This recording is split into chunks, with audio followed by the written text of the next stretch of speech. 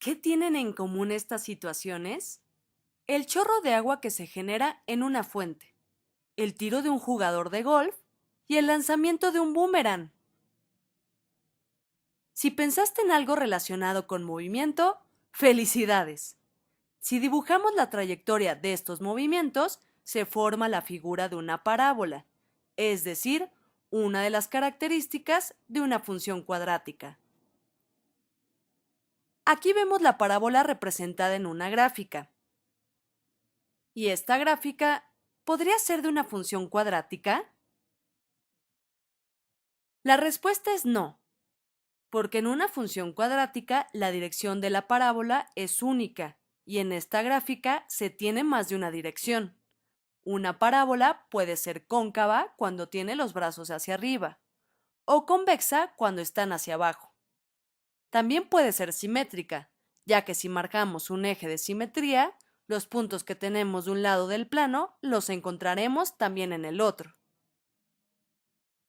Por último, hablemos sobre el vértice, que es el punto de intersección entre el eje de simetría y los brazos de la parábola.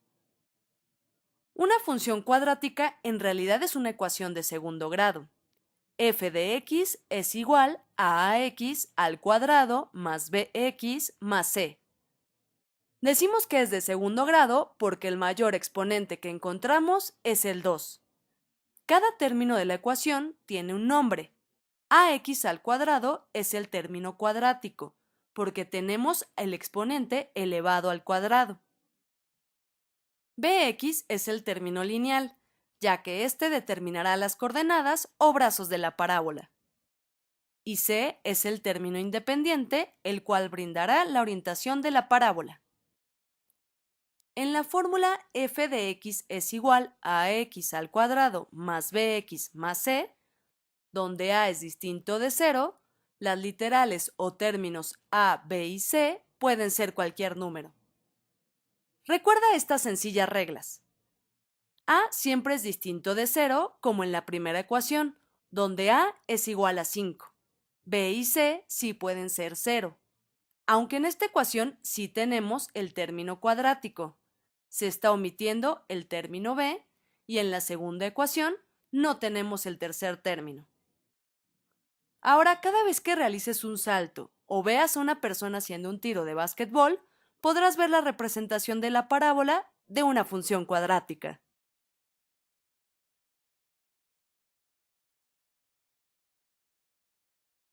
Aunque pocos lo sepan, se hacen cálculos matemáticos para las escenas de agentes secretos en las películas.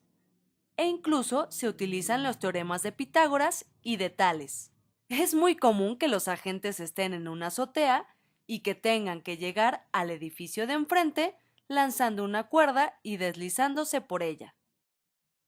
Siempre pasa algo así en las películas, pero ¿te imaginas qué pasaría si la cuerda no es lo suficientemente larga? Por eso se debe calcular la distancia entre una azotea y otra, pero es bastante complicado medir a esa altura.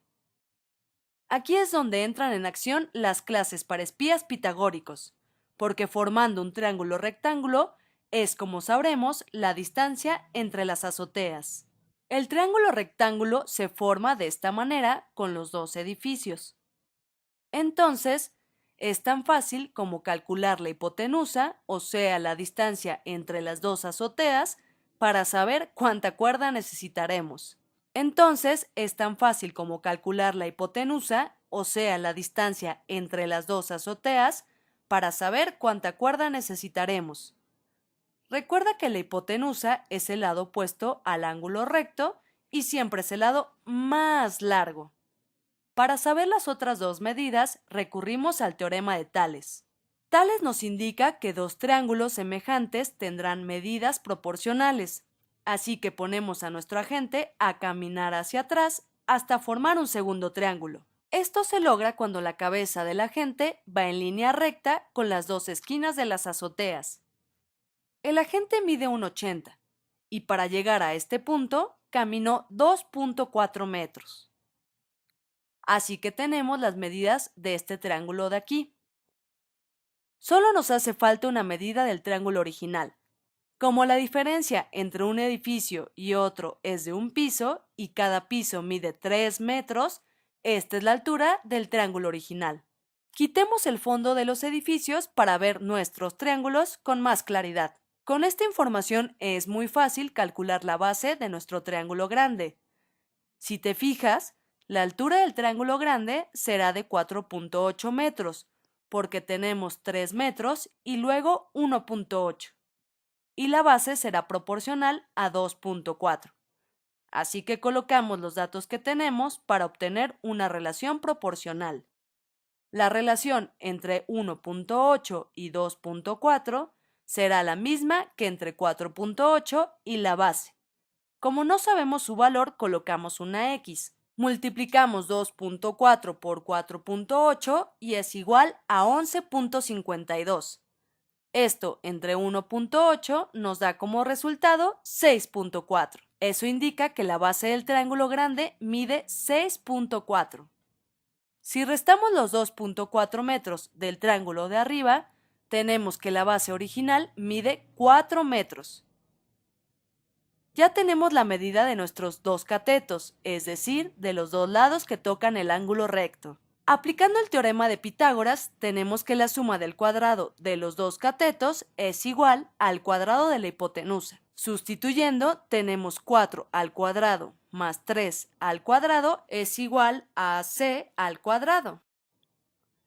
Si lo desarrollamos, sería 16 más 9 es igual a 25.